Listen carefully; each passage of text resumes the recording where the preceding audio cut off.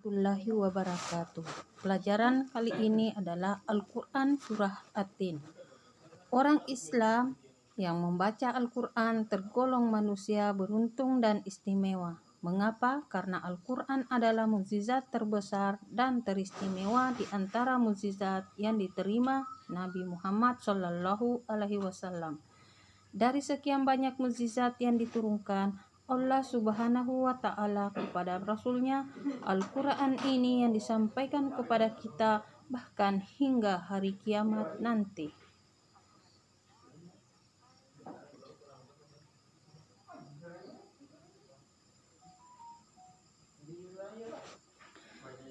Membaca surah At-Tin.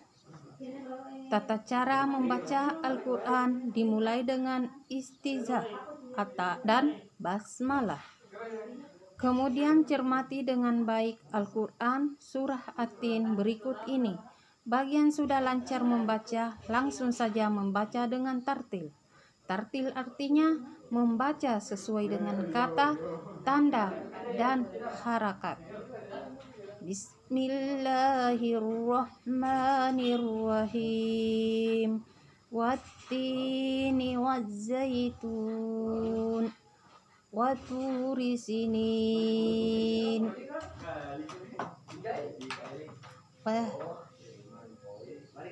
wahazal baladil amin.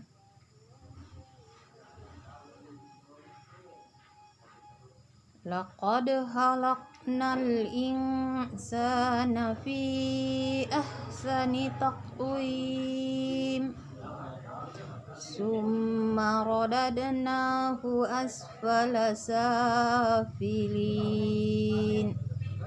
illallazina amanu wa amilus salihati falahum ajrun ghairu mamnun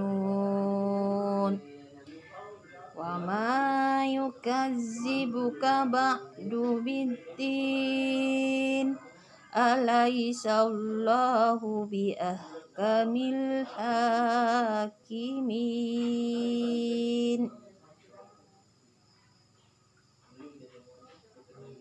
Shadaqallahul azim. Tanda baca alif lam. Wattini wazzaitun. Wattini wazzaitun.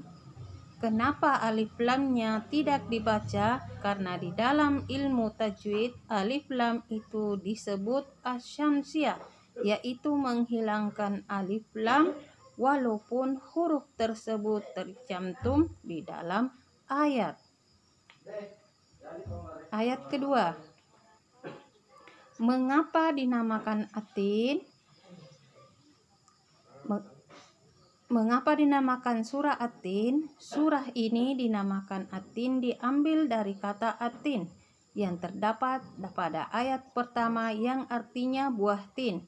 Surah At-Tin adalah surah ke-95 dalam Al-Quran yang berjumlah 8 ayat dan termasuk golongan surah yang turun di Mekah dan disebut juga surah Makkiyah. Ayat pertama. Wattini wazzaitun. Artinya demi buah tin dan buah zaitun. Tin adalah buah yang enak dan lembut serta cepat dicerna. Ia menjadi obat banyak manfaatnya, memperhalus fisik, mencegah dahak, membersihkan ginjal, menghancurkan batu pada saluran air seni, menggemukkan badan dan dapat melonggarkan rongga hati dan limpa. Zaitun adalah buah yang memiliki keistimewaan karena kandungan minyak berlimpah. Di ayat kedua, waturi sinin, dan demi bukit Sina. Bukit Sina terletak di semenanjung Sina, lintasan antara tanah Mesir ke Israel, Arab, dan Mesopotamia. Gunung setinggi 2285 meter ini juga dikenal dengan nama Jabal Musa. atau gunung Nabi Musa, karena tempat ini di Musa menerima wahyu pertama diangkat menjadi rasul pada malam Mi'raj. Rasulullah Shallallahu Alaihi Wasallam bersabda. Ayat ketiga, wa khazal baladil amin, dan demi kota Mekah ini yang aman. Kota yang aman adalah kota Mekah. Kota ini disebut dengan kota yang aman karena siapapun yang memasukinya terjaga keamanan dan keselamatannya. Kota Mekah juga disebut sebagai Ummul Qura. Ayat keempat, Laqad khalaqnal insana fi ahsani taqwim. Sesungguhnya telah menciptakan manusia dalam bentuk yang sebaik-baiknya.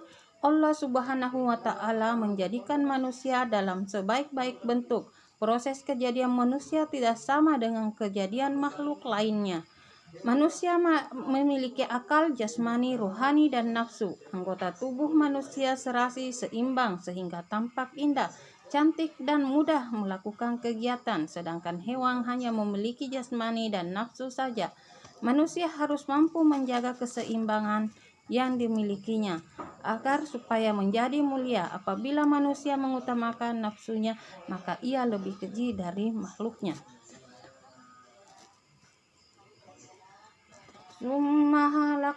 Summa radadnahu asfala safilin.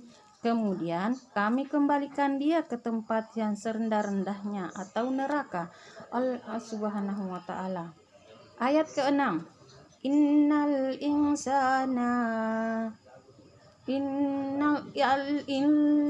ladzina amanu wa amilus solihati falahum ajrum ghairu mamnun. Kecuali orang-orang yang beriman dan mengerjakan amal saleh, maka bagi mereka pahala yang tidak putus-putusnya. Orang-orang yang tidak pernah hina adalah mereka yang beriman dan bertakwa. Wa ma yukadzibuka ba'du biddin. Maka apakah yang menyebabkan kamu mendustakan? Hari pembalasan sudah ada. Hanya keterangan itu. Pada hari kiamat nanti ada hari pembalasan terhadap perbuatan manusia yang baik dan buruk. Manusia seharusnya tidak meragukan adanya hari pembalasan, karena Allah Subhanahu wa Ta'ala sudah menunjukkan bukti-buktinya bahwa Allah memberikan akal kepada manusia untuk berpikir tentang ciptaannya dan hati untuk merasakan iman. Ayat ke-8. Alaihissallahu bi ahkamil hakimin. Bukankah Allah hakim yang seadil-adilnya? Allah Subhanahu wa Ta'ala adalah yang maha mengetahui, sebagus-bagus pencipta dan pengatur segala urusan. Allah Subhanahu wa Ta'ala yang memberi keputusan atas segala persoalan. Tiada perbuatan tidak ada perbuatan walau sekecil atom pun yang dapat terlepas dari pengadilannya. Pengadilan Allah adalah sebaik-baik pembuat keputusan. Allah menghasilkan kepada hambanya, ia senantiasa mengingatkan agar manusia tidak lupa diri.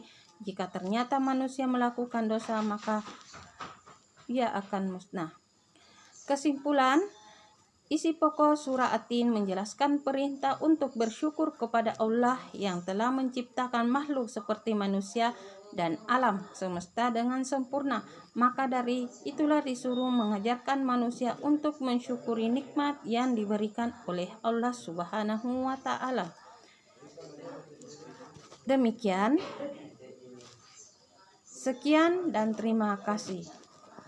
Assalamualaikum warahmatullahi wabarakatuh.